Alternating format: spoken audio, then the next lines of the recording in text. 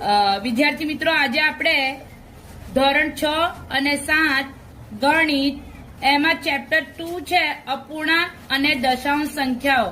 આ ચેપ્ટર છે ધોરણ 7 નું, પણ ધોરણ 6 ના વિદ્યાર્થીઓને પણ એક પાયાના એકમ તરીકે હું તમને અત્યારે બધાને સાથે શીખવાડું છું. બરાબર? તો અહીંયા છે તમારી પાસે એક સંખ્યા 7 ગુણ્યા 3 પંચમાંશ. શું વંચ્યા બેટા? 7 ગુણ્યા 3 પંચાવન. હવે આ 7 છે, 7 ની નીચે કોઈ સંખ્યા નથી તો આપણે 1 લખી દેવાનો. બરાબર? રુદ્ર, આ 5, આ પદ એવું ને એવું આવશે. હવે શું કરવાનું? કોઈ કહેશે? કોઈને આવડે જ? આયશા? 7 તાલી 21. Very good. અને 5 એકુ 5. તો આ રીતે અંશનો ગુણાકાર થશે અને છેદનો ગુણાકાર થશે. બરાબર? હવે મિત્રો આ 5 છે, 5 નો ગળ્યો 5 ચોક 20 અને 20 ને 21. તો આ પૂર્ણાંક ને આપણે મિશ્ર સ્વરૂપમાં રૂપાંતર કર્યું. શામાં રૂપાંતર કર્યું? મિશ્ર સ્વરૂપમાં. કયા સ્વરૂપમાં? મિશ્ર સ્વરૂપ.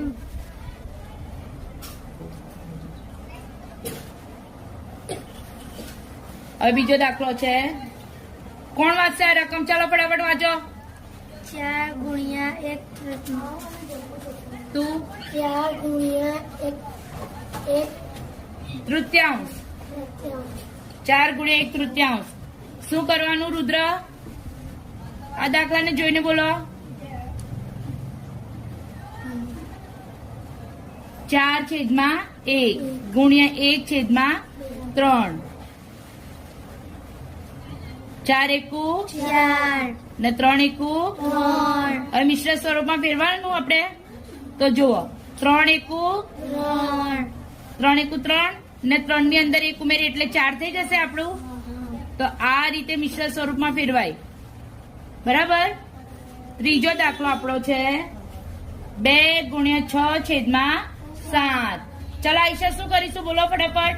હવે અમુક વડા નીચે એક મૂકીએ. 2/1 અને 6 ગુણ્યા 7. કોઈ બોલશે જો જવાબ આનો? 2 6. Very good. અને 7 એકુ 7. Very good. હવે સમજ આવે. 17 ની 7. હવે આપણે મિશ્ર સ્વરૂપમાં ફેરવવાનું છે. તો 7 દુ 14 એટલે 12 કરતા વધી જાય.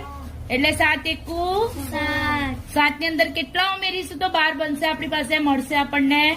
7 પછી ગણો. 8 9 10 11 12. તો કેટલા ઉમેરવાના? 5.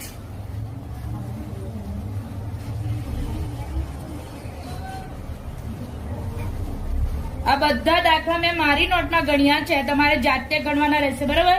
એટલે ધ્યાન આપો. ચલો હુસેન, આ સંખ્યા વાંચો બેટા.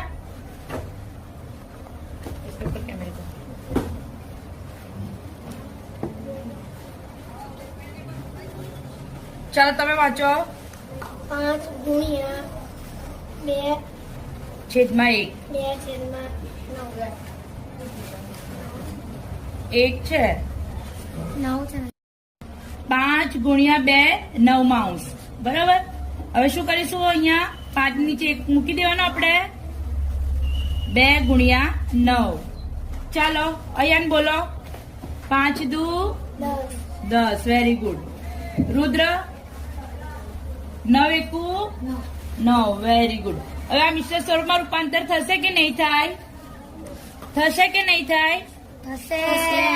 તો ચાલો 9 એકુ 9 ની અંદર 1 ઉમેરીશું તો 10. બરાબર? આ તમારો જવાબ. પાંચમો દાખલો ગણીએ આપણે. 2/3 ગુણ્યા 4. હવે જો મિત્રો, 3 એકુ 3. ચલો આને મિશ્ર સ્વરૂપમાં ફેરવો.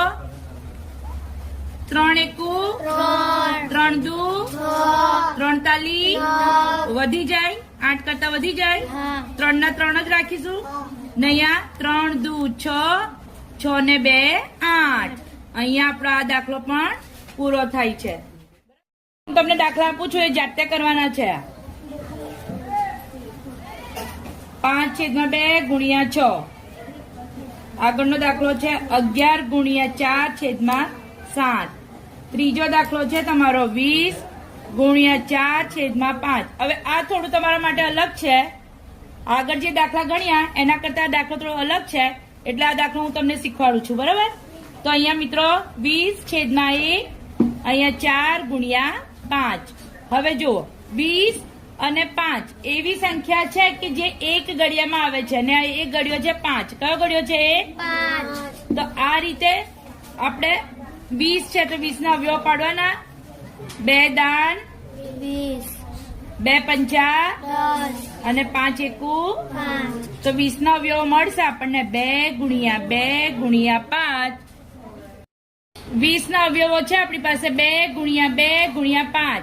2 દુ 4. 4 પંચા 20. હવે 2 ના અવયવ પાડીએ આપણે. 2 દુ 4 અને 5 એકુ. 5. કેમ 5 એકુ 5? કારણ કે 5 અવિભાજ્ય સંખ્યા છે. કેવી સંખ્યા ગણાય? અવિભાજ્ય. એટલે આ અંશમાં છે અને આ છેદમાં છે. જ્યારે સંખ્યા અંશ અને છેદમાં હોય તો જે સંખ્યા, બેટા હવે અહીંયા ધ્યાન દો બધા. આ 5 જાય, આ 5 જાય. હવે તમે કહેશો કે મેડમ અહીંયા પણ 2 છે ને અહીંયા પણ 2 છે, પણ આ બંને કેવા છે? અંશમાં 2 છે. બરાબર? આ 2 નીચે હોત અહીંયા તો આપણે ઉડાવી શકત, પણ આ અંશમાં છે એટલે ઉડે ના. બરાબર? એટલે 2 દુ 4. 4 દુ 8. 8 દુ 16. Very good. તો આપણો જવાબ આવશે 16. બરાબર? અહીંયા અંશમાં 1 વધે છે તો છેદમાં 1 વધે, તો છેદમાં 1 વધે તેનું તો કોઈ મહત્વ ના હોય, એટલે આપણો જવાબ આવશે ખાલી 16. બરાબર? પડી સમજ? ચાલો, કેટલાની સમજ પડી? હાથ ઉપર કરો. હવે હું દાખલા તમને આપીશ અને એ દાખલા તમારે જાતે ગણવાના રહેશે. બરાબર છે? ચાલો, બધાની નોટો કાઢો. સ્ટોપ કરો. વિદ્યાર્થીઓને મેં જે સમજૂતી આપી હતી એ સમજૂતી પછી તેઓ જાતે દાખલા ગણીને હવે મને ચેક કરાવે છે. આમાં વિદ્યાર્થીઓ થોડી ઘણી ભૂલ કરી છે અને મોટાભાગે વિદ્યાર્થીઓએ સારા પ્રયત્ન કર્યા છે. આ રીતે ભણાવતી વખતે વિદ્યાર્થીઓને પણ સાથે સાથે ટૂંકા પ્રશ્નો પૂછા કરવા જોઈએ, જેથી કરીને આપણને એક ટીચર તરીકે ખબર પડે કે ભાઈ એમનું ધ્યાન છે કે નહીં ટોપિકમાં, અને વિદ્યાર્થીઓને પણ ભણવામાં કંટાળો ના આવે. જો એમને ખબર હોય કે ટીચર અમને કોઈ પણ વખતે પ્રશ્ન પૂછે એટલે એ પણ એક્ટિવ જ હોય. અને આ રીતે હું મારા વિદ્યાર્થીઓ સાથે મારું કામ કરું છું, જેથી કરીને વિદ્યાર્થીઓને પણ મજા આવે છે ભણવાની અને મને પણ મજા આવે છે ભણાવવાની.